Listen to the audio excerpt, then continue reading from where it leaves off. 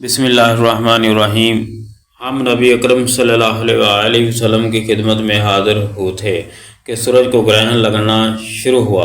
نبی اکرم صلی اللہ علیہ وسلم اٹھ کر جلدی میں چادر گھسیٹتے ہوئے مسجد میں گئے اور ساتھ ہی ہم بھی گئے تو آپ صلی اللہ علیہ وسلم نے ہمیں وہ 2 رکعت نماز پڑھائی تاکہ سورج صاف ہو گیا۔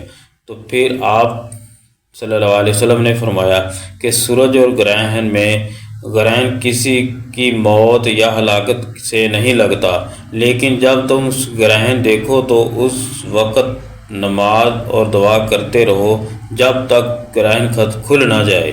نبی اکرم صلی اللہ علیہ وسلم نے فرمایا، سورج اور چاند میں گرہن کس شخص کی موت سے نہیں لگتا، یہ دونوں تو اللہ تعالیٰ کی قدرت کی نشانیاں ہیں، اس لیے اسے دیکھتے ہی کھڑے ہو جاؤ اور نماز پڑھو۔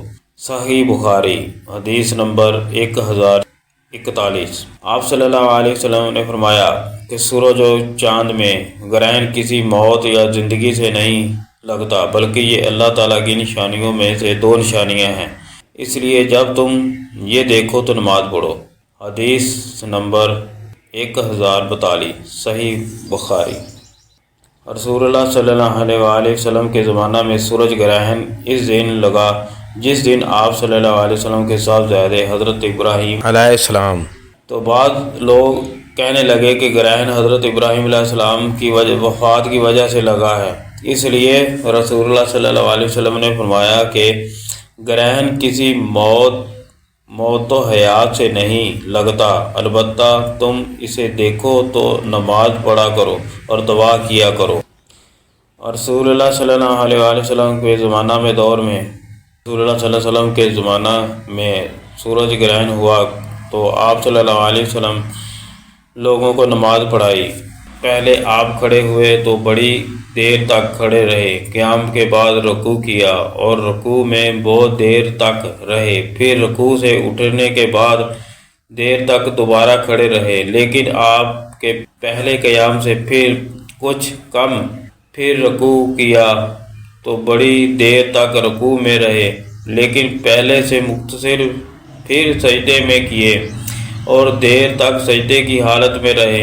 دوسری رکعت میں بھی آپ صلی اللہ علیہ وسلم نے اسی طرح کیا تو آپ صلی اللہ علیہ وسلم فارغ ہوئے تو گرہن کھل چکا تھا، تو اس لیے اس کے بعد آپ صلی اللہ علیہ وسلم نے خطبہ دیا۔ اللہ تعالیٰ کی حمد و ثنا کے بعد فرمایا کہ سورج اور چاند دونوں اللہ کی نشانیاں ہیں، اور کسی کی موت و حیات سے ان میں گرہن نہیں لگتا۔ جب تم گرہن لگا ہوا دیکھو تو اللہ سے دعا کرو، تکبیر کہو اور نماز پڑھو اور صدقہ کرو۔ پھر آپ نے فرمایا، اے محمد صلی اللہ علیہ وسلم کی امت کے لوگوں، دیکھو اس بات پر اللہ تعالیٰ کے زیادہ غیرت اور کسی کو نہیں آتی کہ اس کا کوئی بندہ یا بندی زنا کرے۔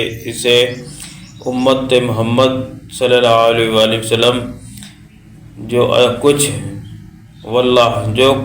میں جانتا ہوں، اگر تمہیں بھی معلوم ہو جائے تو تم ہنستے کم اور روتے زیادہ ہو۔